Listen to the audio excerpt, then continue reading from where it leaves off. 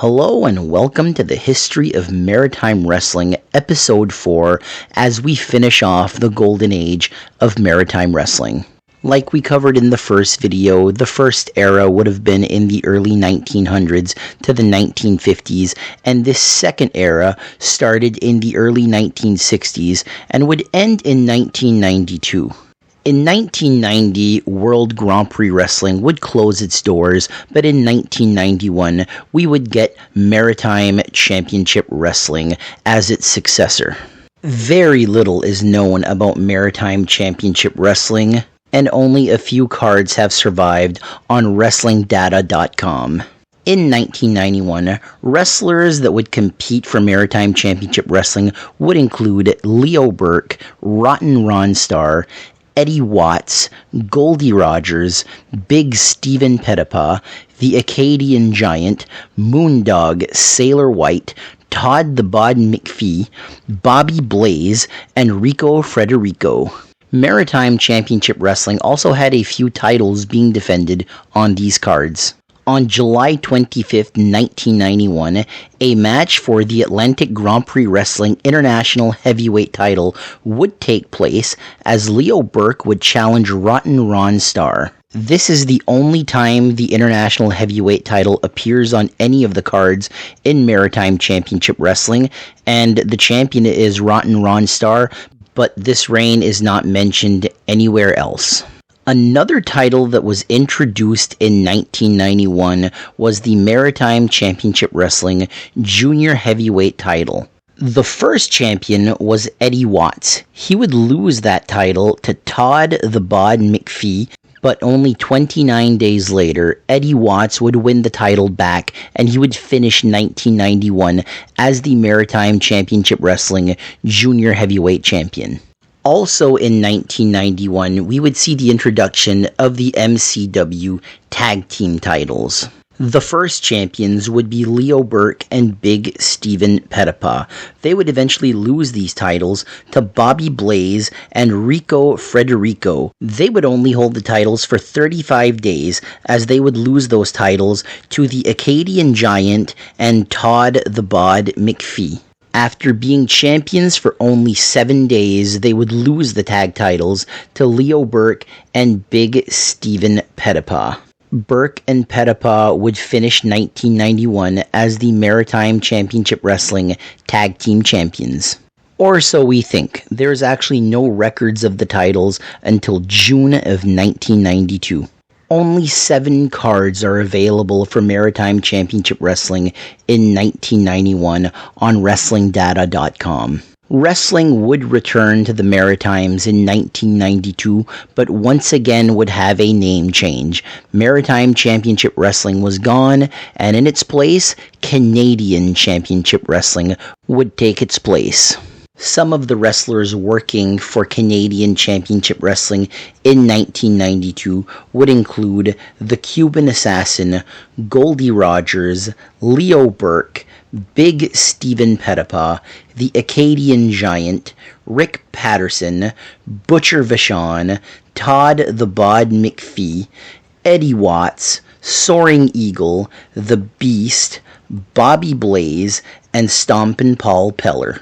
One thing that was found on a website by the unofficial Maritime Wrestling podcast co-host Jason Casey is a match between the Acadian Giant and the Beast defeating the Maritime Tag Team Champions, the State Patrol. This match, the Beast and Acadian Giant won by countout, and after the match, Emile Dupree would come out to announce a rematch that would be a lumberjack strap match. This match was found on a random website. I don't know how true this is. I know that Emile Dupree had nothing to do with Maritime Championship Wrestling or Canadian Championship Wrestling. It's also not a video, it's just text that someone put there, but I wasn't around, so I can't prove or disprove this. All I can tell you is there are no records of a Maritime Tag Team titles in 1991 or 1992. No tag team title reigns with the Beast or the Acadian Giant appear online, so I don't think this is real, but I'm not sure.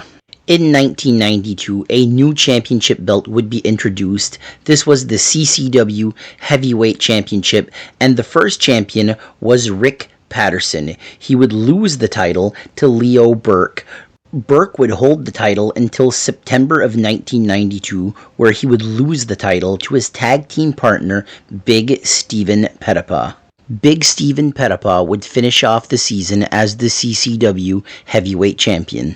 The MCW Junior Heavyweight title would make a return, but as the CCW Junior Heavyweight title. At some point early in the 1992 season, Soaring Eagle would win the CCW Junior Heavyweight title, but would lose it back to Eddie Watts. Soaring Eagle and Eddie Watts would feud over the title, and the feud would come to an end on September 14th as Soaring Eagle would win the CCW Junior Heavyweight title for the second time, beating Eddie Watts in a barbed wire match. Soaring Eagle would finish off 1992 as the CCW Junior Heavyweight Champion.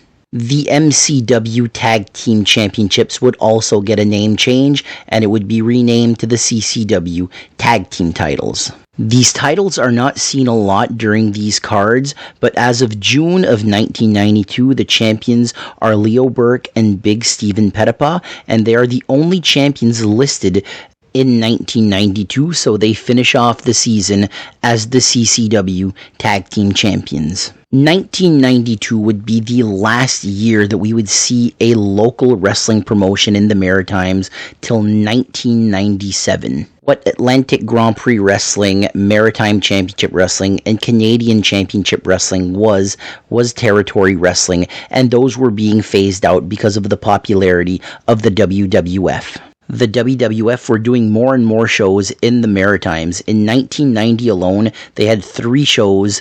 2 of them featured the WWF World Heavyweight Champion. In April of 1990, that's the same month as WrestleMania 6 in Toronto, the Ultimate Warrior defended the WWF World Heavyweight title against Mr. Perfect. And in December, the Ultimate Warrior would come back and defend the WWF World Heavyweight title against Macho King Randy Savage. All 3 of these shows happened at the Moncton Coliseum.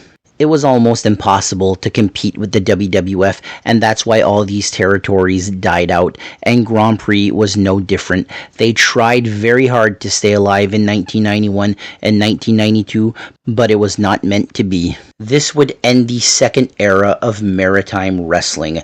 Some might even say the best era in the history of Maritime Wrestling. If you're from the Maritimes and you listen to your parents or your grandparents talk about wrestling, 9 times out of 10, they were talking about Grand Prix Wrestling.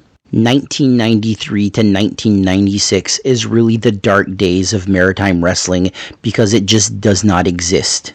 But in 1997, a young man named René Gauguin decided he wanted to become a pro wrestler. So his legendary father would start the territory back up. His legendary father, Emile Dupree. Join me next episode as we take a look at the rebirth of Grand Prix Wrestling. Thank you all for listening, and I'll see you next week.